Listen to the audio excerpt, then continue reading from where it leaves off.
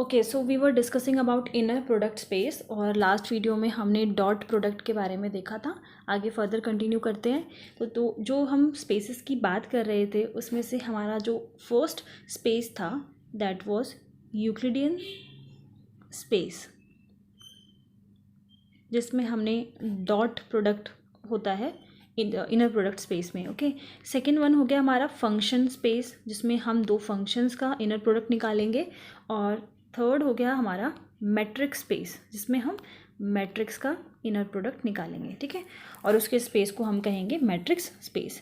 तो Euclidean space में तो डॉट प्रोडक्ट की हेल्प से इसको डिफाइन किया जाता है, और फंक्शनल स्पेस में from interval a to b दो फंक्शंस जिनका भी हम इनर प्रोडक्ट निकाल रहे हैं f एंड g, इस तरीके से किया जाता है।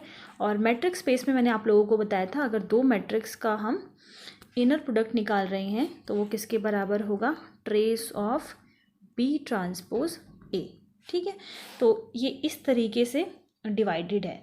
अब अगर हम बात करें जैसे कि इस स्पेस में भी, यूक्लिडियन स्पेस में भी आपका कॉम्प्लेक्स का केस आ जाएगा, मतलब कि जब आपकी फील्ड रियल हो और जब आपकी फील्ड कॉम्प्लेक्स हो, दो केसेस आपके यहाँ पर भी बन जाएंगे। सिमिलरली आपके यहाँ पर भी कॉम्प्लेक्स और रियल पे जब बात होगी तो वो किस तरीके से डिफाइन होगा, और मैट्रिक्स के केस में भी। और एक और चीज़, जैसे कि वेक्टर स्पेस में मैंने आपको बताया था कि जो ये फील्ड होती है, जिस भी और फील्ड जो हम बात करते हैं, फील्ड हमारी रियल और कॉम्प्लेक्स दोनों हो सकती है। तो उसी के बेसिस पे हमारे नाम है। अगर फील्ड जो है वो हमारी रियल होती है, उस केस में हम इसको बोलते हैं कि ये यूक्लिडियन स्पेस है। एंड इन केस अगर ये फील्ड हमारी कॉम्प्लेक्स हो जाए तो उस केस में उस स्पेस को बोला जाता है यूनिटरी स्पेस। तो अगर ये नाम दिया हुआ है, स्पेस कौन सा है वो मेंशन है, तो आप लोगों को ये पता चल जाएगा कि किस फील्ड पे वो बात कर रहा है। फील्ड जानना ज़रूरी इसलिए भी है क्योंकि डिफाइन, जैसे कि आपने देखा भी लास्ट लेक्चर में, अगर कॉम्प्लेक्स होता है तो कॉन्जुगेट की हेल्प से हम उसको डिफाइन करते हैं, और रियल में कॉन्जुगेट जो है वो नहीं होता। तो ये जो दोनों केसेस यहाँ पर बन रहे हैं, उसी तरीके से अगर हम फंक्शन स्पेस की बात करें तो मैंने आप लोगों को बताया कि अगर आप दो फंक्शन का इनर प्रोडक्ट निकाल रहे हो तो हम over interval a to b, मतलब we have to integrate from a to b, and दोनों फंक्शंस का प्रोडक्ट लिखते हैं। एज द नेम सजेस्ट कि ये प्रोडक्ट किया जा रहा है तो दोनों फंक्शंस का प्रोडक्ट होता है। जो इम्पॉर्टेंट बात यहाँ पर है, जो हम स्पेस लेते हैं, मतलब जो हम फंक्शंस लेते हैं, वो हमारे कॉन्टिन्यूअस फंक्शन होते हैं। ठीक है, तो ये आप लोगों को ध्यान रखना है। तो रियल के केस में अगर आपका फील्ड जो है, अगर फील्ड जो है वो रियल है तो इस तरीके से डिफाइन होगा, बट अगर फील्ड जो है वो कॉम्प्लेक्स है तो आपको किस तरीके से डिफाइन करना है, फंक्शन f और g का inner product this is equals to interval a to b ft, और ये जो आप gt फंक्शन लिखोगे इसका कॉन्जुगेट हो जाता है। आप आई डोंट थिंक कि कोई इसमें डिफ़िकल्टी है, क्योंकि जो हम यूक्लिडियन स्पेस की जब हम बात कर रहे थे, या फिर ये बोलो कि जब हम स्टैंडर्ड फॉर्म डिफाइन कर रहे थे इनर प्रोडक्ट की, तो वहाँ पर भी जब कॉम्प्लेक्स का केस आ रहा था, जब हमारी फील्ड कॉम्प्लेक्स थी, तो हम ये जो दूसरा जो हम इस पोजीशन पे लिखते हैं उसका हम कॉन्जुगेट ही कर रहे थे। ठीक है, तो यहाँ पर अगर फंक्शन है तो फंक्शन का कॉन्जुगेट हो जाएगा। ओके, सो एग्जाम्पल की हेल्प से मैं आप लोगों को इसको समझाती हूँ। जैसे कि मान लो फर्स्ट एग्जाम्पल हम लेते हैं कि एक फंक्शन है हमारे पास, उसको हमने 0 to 1 इंटीग्रेट किया है, F T G T and D T. ये हो गया inner product of F and G. तो पहली जो प्रॉपर्टी होती है नॉन नेगेटिविटी की, वो हम प्रूव करते हैं। तो फर्स्ट प्रॉपर्टी में हम इनर प्रोडक्ट निकालते हैं एफ का, एफ के साथ बिल्कुल एग्जैक्ट जैसी प्रॉपर्टी हमने लास्ट लेक्चर में देखी थी, वही प्रॉपर्टी हमारी फंक्शंस के स्पेस में भी होगी। तो एफ का जब आप एफ के साथ इनर प्रोडक्ट निकालोगे तो ये कैसा हो जाएगा, 0 to 1, और एफ टी का यहाँ पर स्क्वायर हो जाएगा। ठीक है, एंड डी टी। जैसा कि ये फंक्शन कैसा है, इवन फंक्शन है, तो आपको इनर प्रोडक्ट जो है एफ का, एफ के साथ हमेशा ग्रेटर देन 0 ही मिलेगा। सेकेंड था कि अगर हम एफ का एफ के साथ निकाल रहे हैं और ये 0 के बराबर हो जाए तो ये इम्प्लाई करता है, इफ़ एंड ओनली इफ़ की कंडीशन है कि फंक्शन भी फिर 0 के बराबर होगा। तो इंटीग्रेशन था फ्रॉम 0 to 1 एफ टी इसका होल स्क्वायर डी टी ये 0 के बराबर है, तो ये यही इम्प्लाई कर रहा है कि फंक्शन भी फिर 0 के बराबर होगा। फंक्शन कैसा है, कॉन्टिन्यूअस है और उसका इंटीग्रेशन हम कर रहे हैं वो 0 के बराबर है, तो एफ टी को भी 0 होना पड़ेगा। थर्ड कंडीशन थी हमारे पास सिमेट्री की कि एफ जी इसका इनर प्रोडक्ट किसके बराबर होना चाहिए, जी एफ के बराबर होना चाहिए। तो ये किस तरीके से डिफाइन है, 0 to 1 F T G T D T. तो इसको हम ऐसे भी लिख सकते हैं, G T F T this is from integrate from 0 to 1। तो अब ये किसकी डेफिनेशन बन गई, ये हो गई हमारी definition inner product of G F. तो सिमेट्रिक भी है। नेक्स्ट आता है आपका लीनियरिटी, जो अगर हम ऐसे ले रहे हैं अल्फ़ा एफ एंड जी, तो इसको आप किस तरीके से लिख सकते हो, अल्फ़ा बाहर चला जाएगा एफ और जी। आप ये शो कर दो या फिर आप ऐसे भी कर सकते हो कि ये हो जाएगा आपका एफ बीटा जी, तो ये आप बीटा बाहर आ जाएगा एफ एन जी। आप यही अगर फील्ड कॉम्प्लेक्स होती तो बीटा पे कॉन्जुगेट आ जाता। तो इसमें से अगर आप कोई भी एक प्रॉपर्टी शो कर देते हो फिर भी वो इनर प्रोडक्ट कहलाएगा। जैसे कि हमारा जो फंक्शन था वो कुछ इस तरीके से डिफाइन था, एफ टी जी टी। तो हम पहले क्या करते हैं, ये एल एच एस वाला पार्ट ले लेते हैं, alpha inner product of alpha F and ji.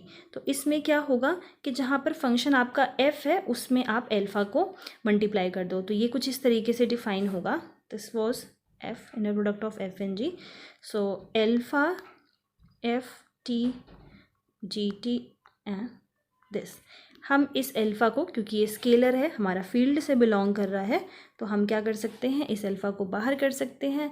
This will be from 0 to 1 F T G T, और ये फिर से किसकी डेफिनेशन बन गई, inner product of F and G. और यही हमें प्रूव करना था। ठीक है, तो सारी प्रॉपर्टीज़ जो हैं प्रूव हो गई हैं। दैट मीन्स कि ये जो होता है वो हमारा इनर प्रोडक्ट स्पेस होता है। ठीक है, सारी प्रॉपर्टीज़ जो है प्रूव हो रही हैं। तो इसी तरीके से सेकेंड क्वेश्चन हम ले रहे हैं जो कि इनर प्रोडक्ट स्पेस नहीं होगा। मैंने फर्स्ट लेक्चर में भी आप लोगों को बताया था कि अगर मोड आ जाता है तो वो कभी भी हमारा इनर प्रोडक्ट स्पेस नहीं बनाता। तो मोड हम लगा देते हैं, function is integrated from 0 to 1 F T G T and. तो देखो ऐसे केसेस में जब हमें ये प्रूव करना हो कि फंक्शन जो है वो इनर प्रोडक्ट स्पेस नहीं है, या फिर हम ये पता करना चाहते हैं कि वो है या नहीं, तो हम चारों प्रॉपर्टीज़ में से ऐसी प्रॉपर्टी ढूंढेंगे जो उस कंडीशन, इन चारों में से कोई भी एक अगर हमें प्रॉपर्टी ऐसी मिल जाती है जो सेटिस्फाई नहीं होगी तो वो इनर प्रोडक्ट स्पेस नहीं होगा। अब क्योंकि ये मोड लगा हुआ है तो यहाँ से जो प्रॉपर्टी हमें मिल सकती है, मतलब जो सेटिस्फाई ना हो वो हम चेक कर सकते हैं। जैसे कि अभी जो लास्ट प्रॉपर्टी थी कि अगर हम इनर प्रोडक्ट निकाल रहे हैं अल्फ़ा एफ और जी का, तो ये हो सकता है कि बराबर ना आए इसके। वो कैसे, अगर मोड लगा हुआ है तो मोड जो है एक काम यही करता है कि नेगेटिव से पॉजिटिव बना देता है। तो क्यों ना हम अगर अल्फ़ा की वैल्यू, ये हम ओवर फील्ड रियल फील्ड में बात कर रहे हैं, तो क्यों ना हम अल्फ़ा की वैल्यू -1 ले लें, नेगेटिव ले लें। ठीक है, क्योंकि अगर आप नेगेटिव लोगे तो हो सकता है आंसर में फ़र्क पड़े, पॉजिटिव लेने से तो कोई प्रॉब्लम नहीं होगी। ठीक है, तो अगर हम अल्फ़ा की वैल्यू -1 ले रहे हैं तो पहले इसकी वैल्यू को निकाल लेते हैं। तो जब हम इनर प्रोडक्ट निकालेंगे, अल्फ़ा की वैल्यू मैंने माइनस ले लिया तो ये हो जाएगा -एफ एन जी। तो ये हमारा डिफाइन हो जाएगा, मोड लगा हुआ है, this will be from 0 to 1। क्योंकि नेगेटिव लगा हुआ है और मोड है तो ये सिंपल हमारा यही आ सकता है, F T G T and T T. But जब आप इसको निकालोगे तो अल्फ़ा की वैल्यू क्या है, माइनस, और फिर है इनर प्रोडक्ट ऑफ एफ और जी का। तो ये जो नेगेटिव रहेगा वो मोड के बाहर रहेगा, पॉजिटिव वो हो नहीं पाएगा। तो क्या अब आप वैल्यू को देखो, ये क्या दोनों बराबर हैं, नहीं। ठीक है, तो इसका मतलब ये जो है वो इक्वल नहीं आ रहा। दैट मीन्स ये इनर प्रोडक्ट स्पेस नहीं होगा, क्योंकि एक प्रॉपर्टी हमें ऐसी मिल गई जो ये सेटिस्फाई नहीं कर रहा है। तो सोचने का तरीका क्या है कि जो भी आपको फंक्शन दिया हुआ है वो आप ऐसे सोचो कि कौन सी प्रॉपर्टी हो सकती है जो सेटिस्फाई ना हो। जैसे कि मोड है तो मोड हमें पता है कि एक प्रॉब्लम तभी आ सकती है कि जब नेगेटिव पॉजिटिव का कुछ केसेस हो, और इसके लिए हमारे पास ये लीनियरिटी की प्रॉपर्टी बहुत अच्छी है कि कांस्टेंट अगर हम नेगेटिव ले लेते हैं तो हो सकता है ये कंडीशन सेटिस्फाई ना हो। तो सेकंड जो अभी हमने देखा वो इनर प्रोडक्ट स्पेस नहीं था। सिमिलरली बिल्कुल उसी तरीके से अगर क्वेश्चन में मोड बाहर नहीं लगा हुआ, अगर फंक्शन के यहाँ पर अंदर भी लग जाता है तो भी क्या होगा, ये इनर प्रोडक्ट स्पेस नहीं बनाएगा। बिल्कुल सेम प्रूफ आप कर सकते हो। अल्फा की वैल्यू जब आप नेगेटिव ले लोगे तब तो एफ टी जो है ये पॉजिटिव कर देगा जब अल्फा एफ के साथ रहेगा, पर जब आप अल्फा बाहर रहेगा तो नेगेटिव बाहर की तरफ आ जाएगा और मोड से भी वो पॉजिटिव नहीं होगा। तो मोड चाहे बाहर हो चाहे वो अंदर हो, वो इनर प्रोडक्ट स्पेस नहीं बनाता। तो मोड के केस में जो इनर प्रोडक्ट स्पेस है वो पॉसिबल नहीं हो पाता। तो यहाँ पे हमारे 3 क्वेश्चन डिस्कस हो गए। नाउ नेक्स्ट इज,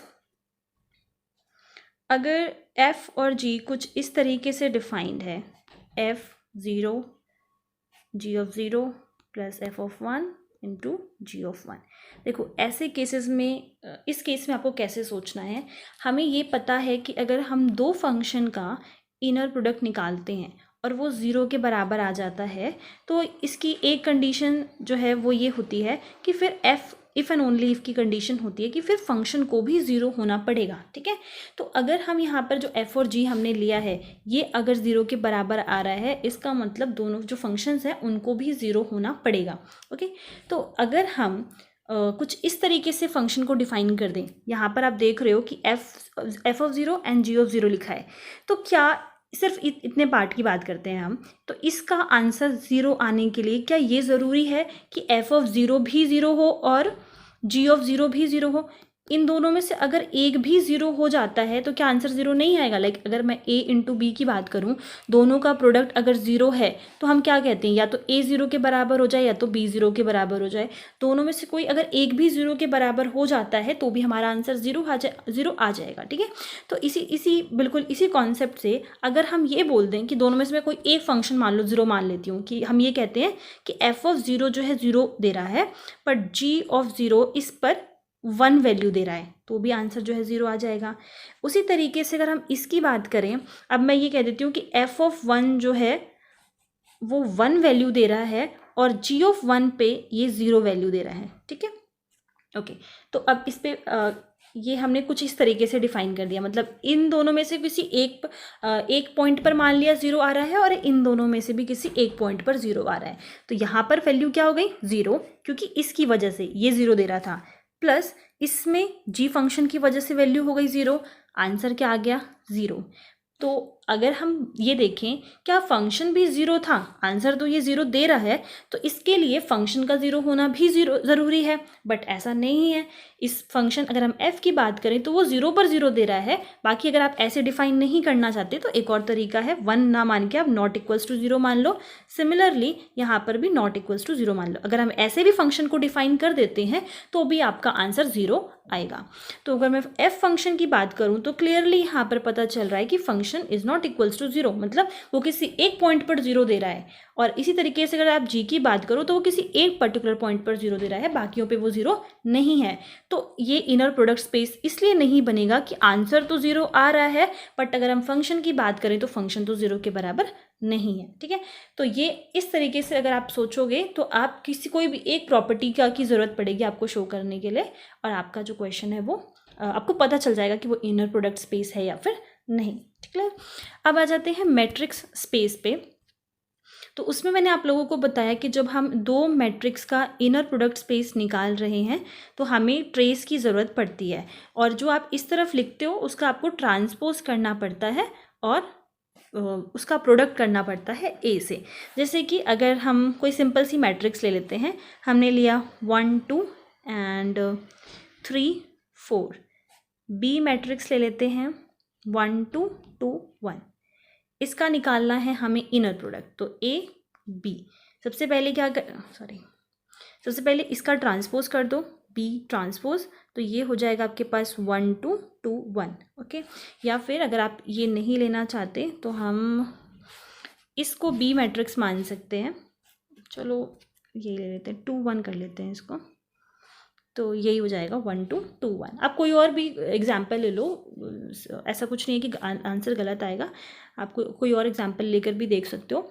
ओके, तो बी ट्रांसपोज कर दिया, तो बी ट्रांसपोज का हमें प्रोडक्ट करना है ए के साथ, तो ये हो जाएगा आपका 1 2 2 1 and 1 2 3 4। This is equals to 1 2 का इसके साथ करेंगे सो 1 प्लस 6, इसका इसके साथ करेंगे so this will be 2 plus 8, then इसका इसके साथ करेंगे। आप चाहो तो सिर्फ डायगोनल एलिमेंट्स भी सॉल्व कर सकते हो क्योंकि हमें ट्रेस की ज़रूरत है बस। ये हो जाएगा 2 plus 3, then this will be 4 plus 4, इसको सॉल्व कर लो, ये हो जाएगा 7 5 10 8, और अब हमें चाहिए इसका ट्रेस, तो आपके पास आ जाएगा सिंपल 7 प्लस 8, और ये आ गया हमारे पास 15। ओके, तो ये निकालने का वे हो गया। अब हम क्या करते हैं, इसी सेम क्वेश्चन को मैं चेंज कर देती हूँ, मतलब अब हम निकाल रहे हैं B transpose, sorry inner product of B and A. अभी हमने निकाला ए और बी का, अब हम निकाल रहे हैं बी एंड ए का। तो बी हमारे पास जो मैट्रिक्स थी दैट वाज 1 2 2 1, ए मैट्रिक्स हमारे पास थी 1 2 3 4। मैं ये आपको बताना चाह रही हूँ कि देखते हैं कि आंसर इसका सेम आता है या फिर नहीं। तो ये किसके बराबर होगा, अब ये बराबर होगा trace of A transpose B, तो ए का ट्रांसपोज कर लेते हैं, ये हो जाएगा हमारे पास 1 2 3 4। अब हमें प्रोडक्ट करना है इसका बी के साथ, तो A transpose B is equals to 1 3 2 4 1 2 2 and 1, so this is equals to, मैं सिर्फ अभी डायगोनल एलिमेंट्स का कर देती हूँ, इसका इसके साथ करेंगे तो 1 × 1 1, ये हो जाएगा 3 2 6। अब ये वाला इसके लिए हमें इसका और इसका करने की ज़रूरत है, so this will be 2 2 4 and 4, तो ये आ जाएगा आपके पास 7 plus 8, this is equals to 15। तो यहाँ से आप क्या बोल सकते हो, आंसर जो है दोनों का सेम आ रहा है। ओके, सो यहाँ से हम क्या बोल सकते हैं कि ये कैसा है, सिमेट्रिक है। Inner product of A and B is equals to inner product of B and A. अगर आप लोगों को ध्यान हो तो ये हम कौन सी प्रॉपर्टी की बात कर रहे हैं, सिमेट्रिक की बात कर रहे हैं। ओके, नाउ थोड़ा सा अब मैं इसको रिलेट करना चाहूँगी जो हमने डॉट प्रोडक्ट पढ़ा था उससे। तो डॉट प्रोडक्ट में हमने इसी मैट्रिक्स का हम यूज़ करेंगे। ये जो ए है, इस ए को हम ऐसे लिख रहे हैं 1, क्या लिख देती हूँ, ए को हम इस तरीके से लिख रहे हैं 1 2 3 एंड 4। ठीक है, ये जो एंट्रीज थी 1 2 3 4 जो मैंने मैट्रिक्स की फॉर्म में लिखी हुई थी, अब मैं उसको कुछ इस तरीके से लिख रही हूँ 1 2 3 4। और उसी similar in a similar way अगर मैं बी को लिखना चाहूँ सो ये हो जाएगा 1 2 2 1। ओके, ये अब जो है, तब तो मेरे जब मैंने इसको मैट्रिक्स की फॉर्म में लिखा था तो मैंने इसको मैट्रिक्स की तरह से इसका इनर प्रोडक्ट निकाला, बट अब मैंने कुछ इसको वेक्टर्स की फॉर्म में लिख दिया है। नाउ अब मैं इससे रिजल्ट निकालने की कोशिश करती हूँ कि मेरा आंसर क्या आता है। अब हम बात कर रहे हैं ए और बी जो मेरे वेक्टर्स हैं उनका मैं इनर प्रोडक्ट निकाल रही हूँ, और जब हम इसका मतलब मुझे जो है डॉट प्रोडक्ट की ज़रूरत पड़ेगी, तो डॉट प्रोडक्ट के लिए हम क्या कर सकते हैं, इसको सॉल्व कर लो। पहला का पहले के साथ करते हैं मल्टीप्लिकेशन, दूसरे का दूसरे के साथ, फिर सबका सम कर देते हैं। ठीक है, यही था ना, x1 y1 plus x2 y2, और ये जितने भी कोऑर्डिनेट्स होंगे उस आगे हम सॉल्व कर सकते हैं। तो 1 × 1 1, 2 × 4, 2 × 2 is equals to 4, 3 × 2 is equals to 6 4, और इन सबको हम ऐड कर देते हैं। आंसर क्या आया आपके पास, 15।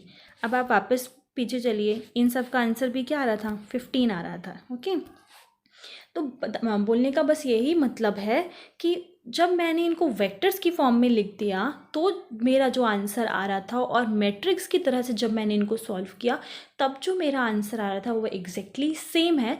तो जब आप अगर नेट में भी ये क्वेश्चन आता है तो आप कुछ इस तरीके से उसको सॉल्व कर सकते हो।